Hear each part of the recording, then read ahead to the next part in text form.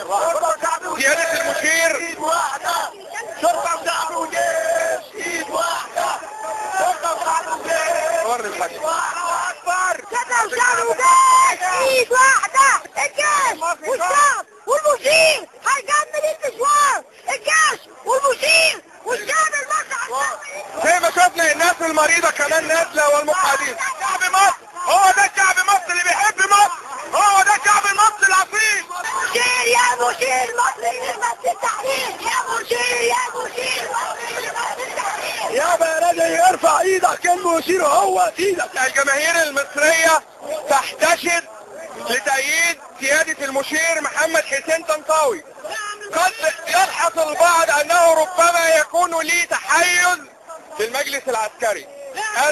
ارجع واكرر للمرة الالف والمليون انني لست متواجد هنا بصفتي مراسل عسكري بالقوات المسلحة، لكني متواجد هنا كاعلامي انقل نبض الشارع المصري الذي اؤكد انه وصل الى احساس ومشاعر كل فرد من افراد الشعب المصري. اغاني وطنية، هتافات، حب، تعاون، تضافر، ليس هناك عصبية. الكل هنا ينصت لكي يستمع، لا لكي يقاطع ويندد ويسكب نتابع بقى مع بعض.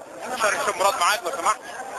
انا عايز بس اوصل رسالة لسيادة المشير، اقول له ان شعب مصر الاصيل، شعب مصر اللي سلمك الامانة هو اللي موجود النهاردة بيأيدك وبيقول لك هو امانة في رقبتك، متحمانة في رقبتك.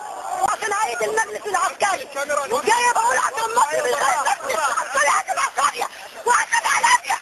هم عايزين كده عشان نبقى لابية، عشان نبقى فاضية، بس مش هنبقى. يا مشير يا مشير مصر من نص التحرير.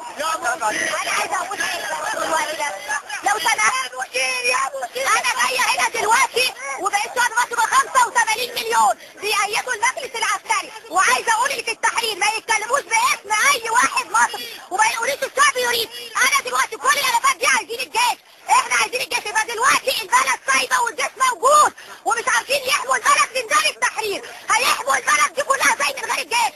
الجيش يفوت يعني الدوله تسقط، واحنا مش هنفرح ان الجيش يفوت ويحيى المشير يحيى المشير طنطاوي بنقول له احنا اولادك واحنا اخواتك، بنعيد رجال الشرطة اللي حاميين بيوتنا، اللي بيعيد رجال القضاء الكلمة العادلة، بنعيد كل الناس اللي بتحمينا. يعني احنا جايين دلوقتي مش اجل هدف، مش اجل مصير ناخد حاجة، احنا جايين دلوقتي لاجل الوطن. 87 مليون سيبك يا سيادة المشير من الناس اللي بالتحرير اللي مهجورة. انني اؤيد شعب مصر العظيم. هذا هو شعب مصر العظيم المجتمع الان في التحرير في العباسية، المجتمع الان في العباسية. ان هذا الشعب يؤيد المشير طنطاوي في جميع قراراته وفي جميع ما هو خططه، ويؤيد